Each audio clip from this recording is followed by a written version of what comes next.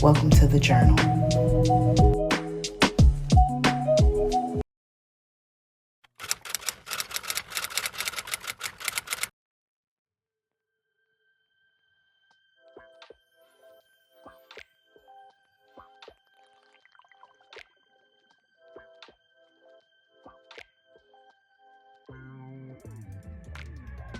Hello, and welcome back to the journal.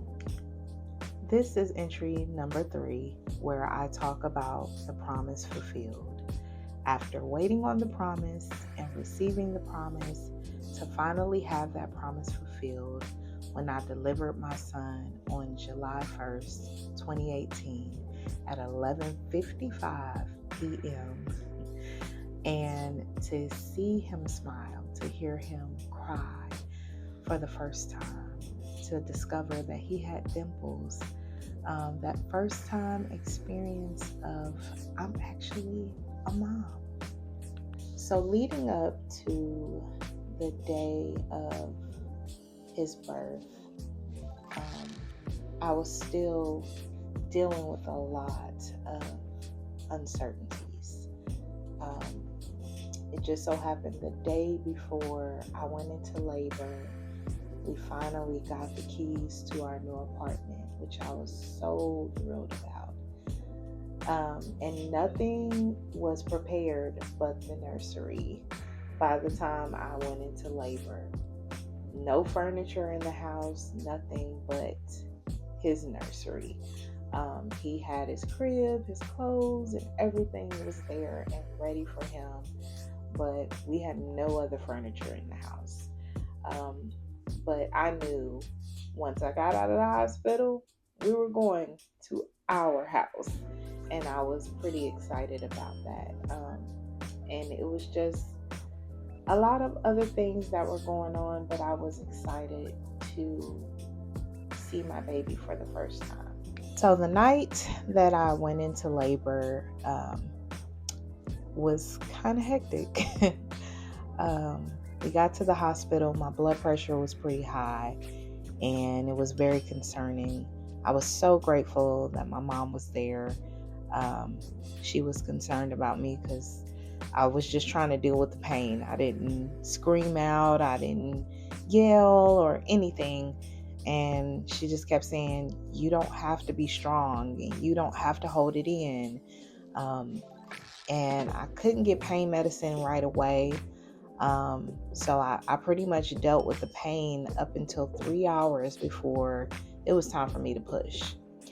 And so labor was long and hard. And by the time I got ready to push, I was so exhausted because I had dealt with so much of the pain that I just felt like I didn't have any more strength. And they were trying to do everything they could to get me to push, even so much to tell me, oh, he's not going to be born on the 1st, and you better get angry and you better start pushing, or he's going to be a second baby, not a first, because I was determined that he was going to be born on the 1st like I was. And so they were doing everything they could to try to jar me to push. And by 11:55, I finally got him out. And when he came out, we found out why it was so hard, because he was sunny side up, facing up, and his eyes were wide open. And it was kind of scary because he didn't cry right away, and they had to kind of jump start him a little bit, and I didn't get to hold him very long, and I was a little sad about that. I didn't get to do skin to skin because they had to take him and kind of help him breathe and clear his lungs out a little more. And by the time I got to the floor, he was hollering. And I was like, there he is. They held him up so that I could see that he was okay.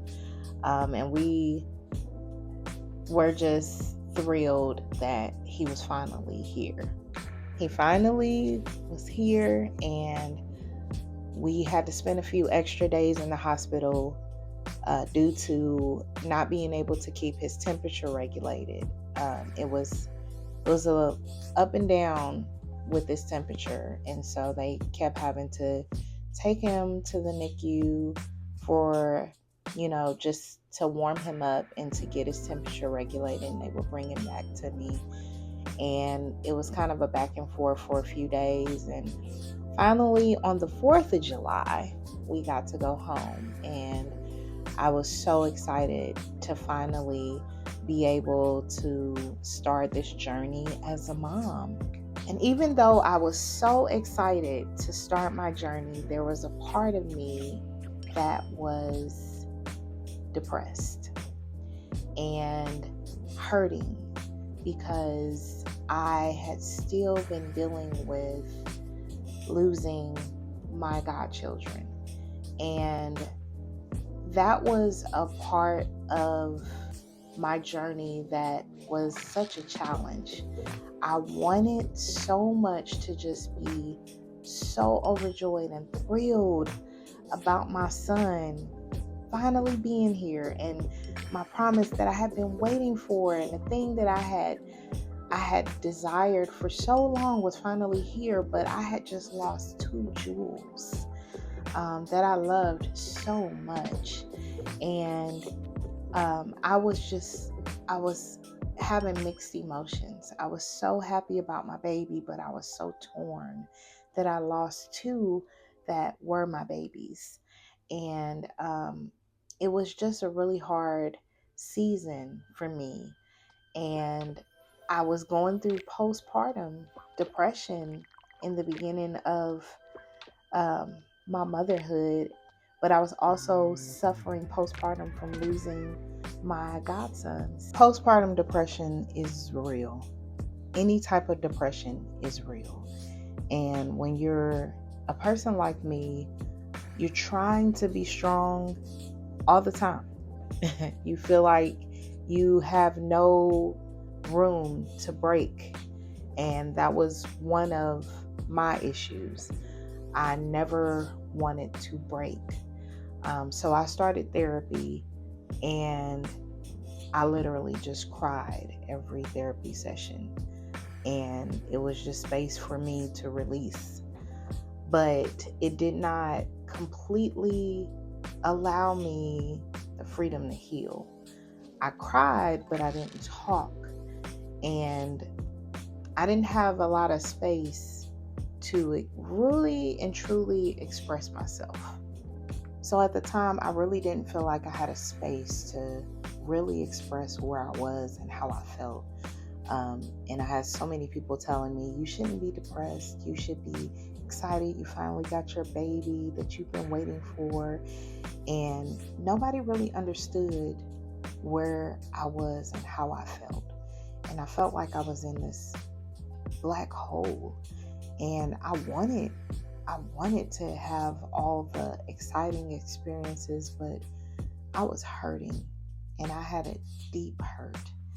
And the other part of that was that hurt was causing me not to be able to fully be excited about my baby. So I felt like I was robbed in so many different ways, and I had to really seek God through it all. I'm grateful that God has always been a constant in my life, because in that season, I really feel like if I did not have a relationship with God, I don't know if I would have made it.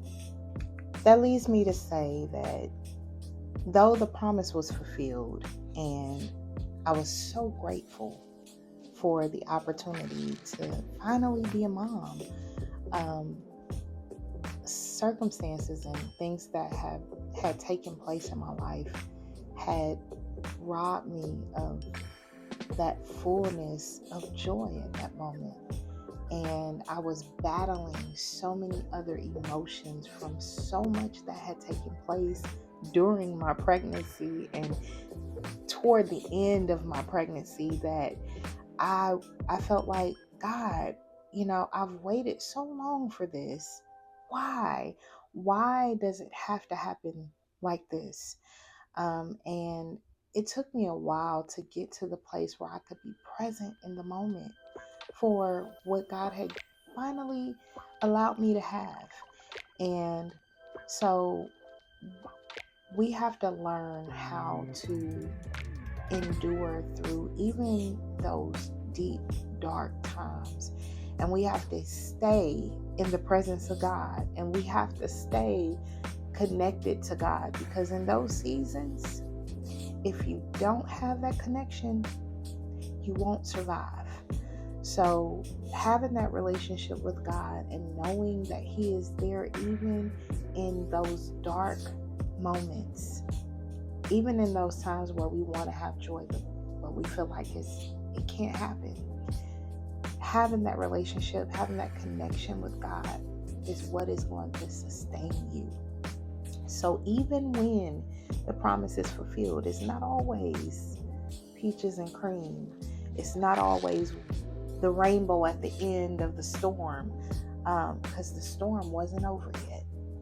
And so I was grateful that the promise was fulfilled. And I am still to this day grateful that the promise was fulfilled. But I understand that even though the storm seems to be over, we could still be in that storm and not necessarily see the light at the end of the tunnel yet. So that connection to Christ is necessary. And I'll continue to talk about that in the next entry, and how keeping that connection and keeping your mind in Christ, even when it's hard, is necessary.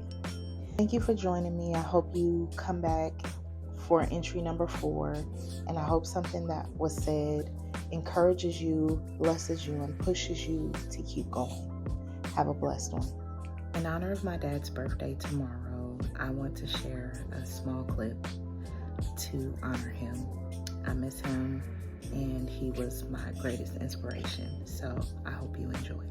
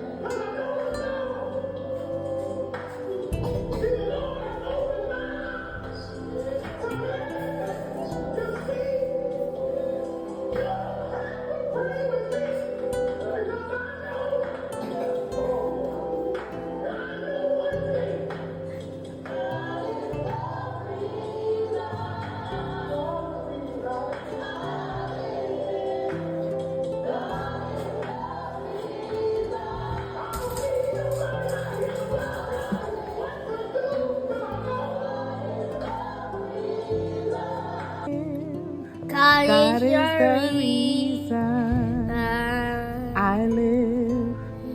God is the reason I live. God is the reason I live.